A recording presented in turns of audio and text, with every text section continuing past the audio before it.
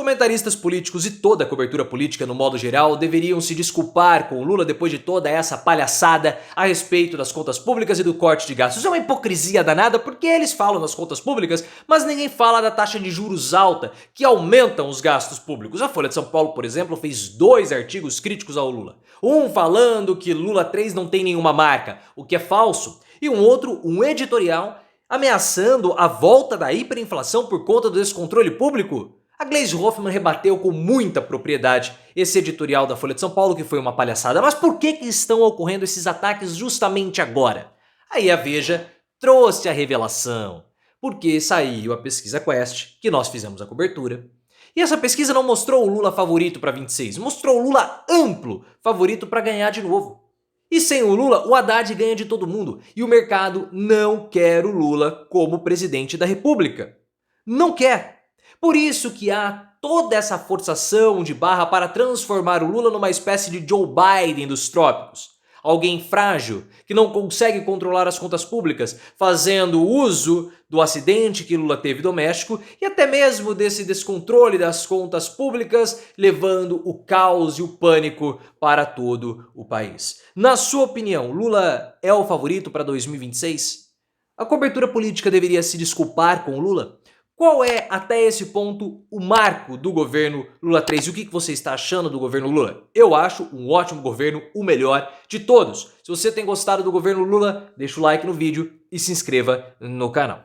O Ricardo Noblat, do Metrópolis, fez um texto muito interessante falando sobre essa tentativa de transformarem Lula numa espécie de Joe Biden dos trópicos. E eu quero pegar essa ideia do Ricardo Noblat e aprofundá-la um pouquinho mais, trazendo outros elementos, porque eu gostei do que o Ricardo Noblat falou. Porque querem tentar imputar uma senilidade ao Lula, o que não há no momento, porque o Lula caiu no banheiro por conta de um erro dele. Ele se inclinou muito mais no banquinho, acabou escorregando, tropeçando e bateu a cabeça. Diferentemente das quedas que o Joe Biden sofreu ao longo dos últimos 4 anos, queda na Casa Branca, queda ao subir no avião, descendo escadas, só que ele só saiu da corrida presidencial por conta da debilidade que ele mostrou no debate contra o Donald Trump.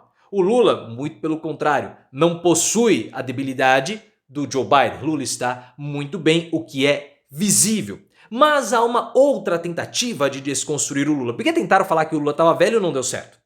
Mas agora querem desgastar o Lula com a imagem de que ele é incapaz de controlar os gastos públicos, que ele é incapaz de tocar a economia para frente. E é exatamente isso que está acontecendo, principalmente depois dos dados da pesquisa Quest que mostram o Lula amplamente favorito para 2026. A Folha de São Paulo fez 2 artigos que a Folha deveria se desculpar. Mas a Folha de São Paulo está ficando um jornal completamente vergonhoso. Primeiro, um artigo dizendo que não há uma marca no governo Lula 3.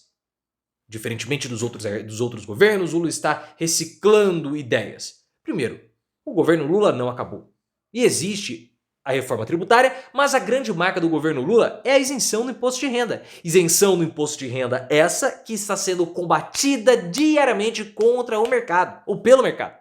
Mas não porque o mercado está preocupado em ter um aumento da tributação dos super ricos, não, porque o mercado sabe que essa isenção do imposto de renda garante Lula e um próximo governo de esquerda em 2026. É isso que está em jogo, exatamente isso que está em jogo.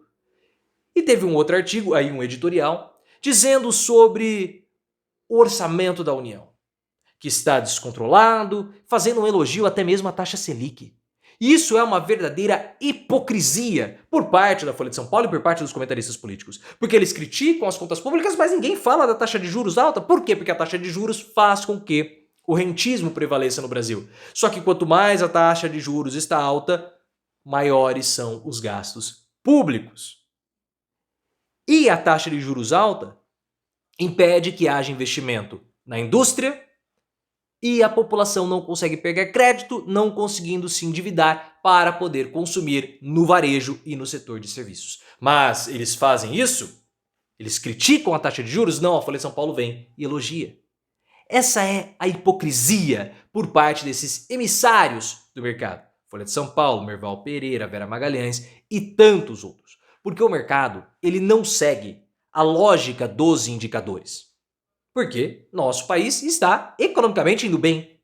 Ah, o dólar está alto. O dólar sofre um avanço especulativo por conta do governo Donald Trump, que ainda não começou. Há uma insegurança. Mas nós estamos com o PIB crescendo, a inflação está controlada, a taxa de desemprego baixa. Só que o mercado ele não segue essa lógica. O mercado financeiro não segue. O mercado usa esses indicadores apenas como sendo indicadores, mas o mercado vai ganhar sempre. Vai ganhar com o PIB alto, vai ganhar com o PIB baixo, vai ganhar na recessão, vai ganhar no crescimento. Veja o que aconteceu na época da crise sanitária. A quantidade de novos bilionários que surgiram no momento em que o mundo estava em recessão foi astronômica. Então o mercado não se importa com isso. O mercado, ele hoje se comporta como oposição ao governo. Oposição. Por quê? Porque os bolsonaristas não sabem fazer oposição. Os bolsonaristas não têm bandeiras, os bolsonaristas não têm pautas. O que os bolsonaristas têm? A bagunça. E já que não há oposição política ao governo Lula, o mercado precisa entrar, ou até mesmo o próprio capitalismo, mas a gente traduz como mercado, precisa entrar para fazer oposição. Por quê? Porque o mercado não quer Lula como presidente da República ou não quer alguém com a visão de Lula para ser presidente da República. Ponto. É isso. E não há outro mistério. Então o mercado age como agente político. Então não adianta Merval Pereira vir falar que não, eu tenho uma solução, porque o Brasil, fazendo textos para fazer parecer que o Brasil está em uma super crise econômica, o que não está. Igual o editorial da Folha de São Paulo, Lula resgata pressupostos que já demonstraram que deram errado. Eles lembram do governo Lula 1, Lula 2? Eles lembram do governo Bolsonaro, do governo Michel Temer? Quais foram os indicadores de Temer e Bolsonaro? Foram indicadores ridículos, piores do que os do governo Lula. Muito piores, por sinal. Mas Merval Pereira fala que para retomar a confiança, Lula precisa cortar mais os gastos. E não vai adiantar. Lula pode cortar o gasto que for, porque enquanto ele for o presidente, o mercado nunca vai estar satisfeito. O mercado quer tirar Lula do poder. Quer tirar Lula do poder. E a Veja trouxe um texto falando o seguinte: a esquerda pode ter saído derrotada de 2024 com a campanha municipal, o que eu discordo. Mas o futuro brilha para a esquerda. Por quê? Porque saíram resultados da pesquisa Quest. Lula ganha de todos os seus adversários e Haddad ganha de todos os adversários, incluindo o Bolsonaro. Não dá para você pegar o resultado de 2024 da campanha municipal e projetar para 26, porque a lógica municipal é diferente da lógica nacional. A campanha municipal é uma campanha despolitizada, é diferente da campanha nacional, que é muito mais politizada. E se Lula conseguir continuar da forma como está, ele vai ser vitorioso de novo. Se Lula aprovar a reforma do imposto de renda, ele vai ser vitorioso de novo. Não tem jeito. Não tem jeito. Então o mercado olha para a projeção de poder, vê que Lula vai vencer novamente e tenta desgastá-lo o máximo possível. Mas não está funcionando. Ah, mas a aprovação do Lula caiu. A aprovação do Lula segue a lógica da divisão nacional que nós temos desde 2019. Porque desde 2019 nós apontamos Bolsonaro como sendo alguém que tem 30% de aprovação. Lula mantém essa aprovação, porque o país está polarizado.